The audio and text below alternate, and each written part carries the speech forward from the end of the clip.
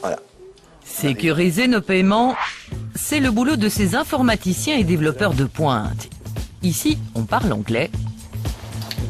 Mais nous sommes dans une société fondée par des Belges. Ogone, ce nom ne vous dit peut-être rien, c'est pourtant l'acteur principal du paiement en ligne en Europe.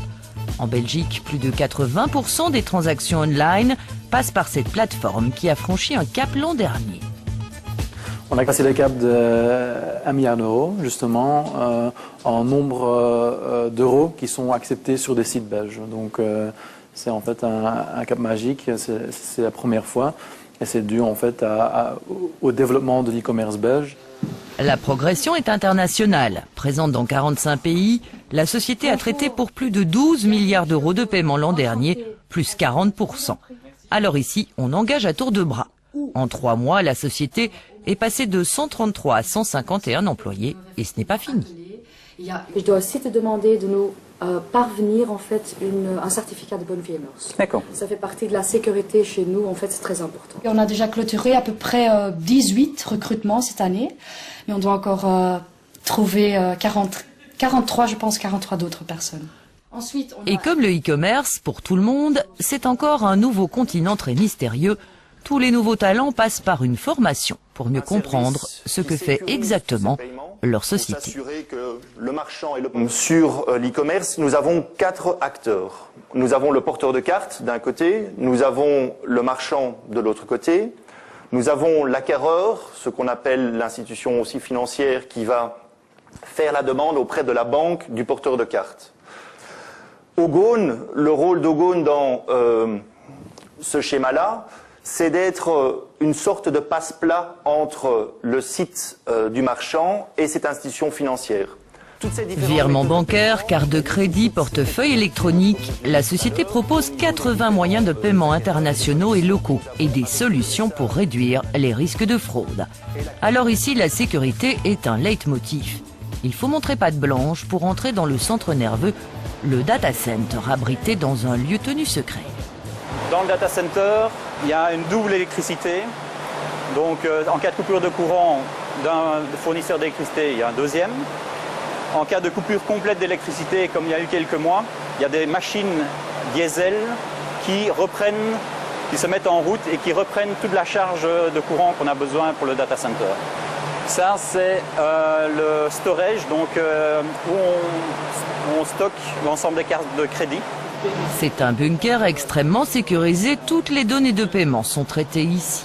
Tous les équipements sont doublés dans cette salle informatique, mais nous avons aussi une deuxième salle informatique où tout est doublé. Plus rien à voir avec les débuts.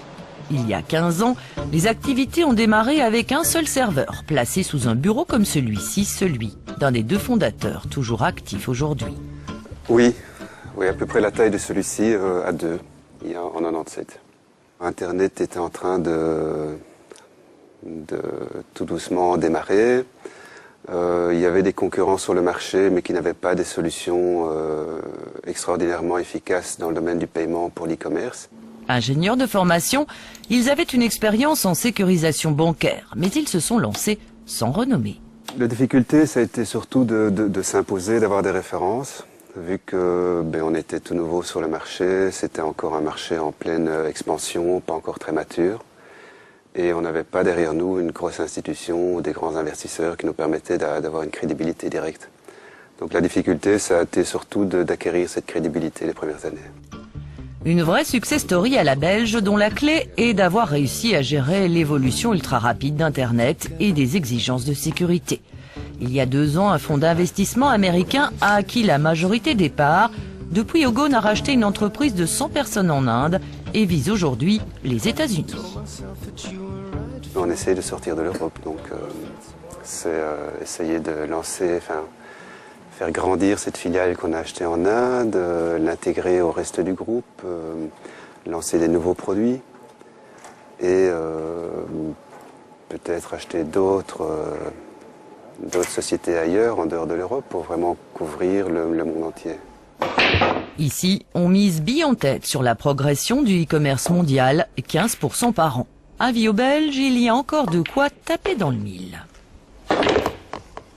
Quasi chaque secteur est actif en e-commerce, mais il y a certains secteurs où c'est quand même assez limité. Il n'y a pas assez de concurrence. Il y a que des fois, il n'y a qu'une société qui est active dans un certain secteur. Donc, je crois qu'il y a encore beaucoup de potentiel pour les sociétés belges. Et il y a aussi un danger, parce que si les sociétés belges ne se lancent pas dans l'e-commerce en 2012-2013, ben justement, cette place qu'il y a toujours aujourd'hui sera prise par des sociétés françaises, des sociétés hollandaises. Et donc, c'est important pour les sociétés belges de se lancer maintenant dans l'e-commerce. Signe que le caddie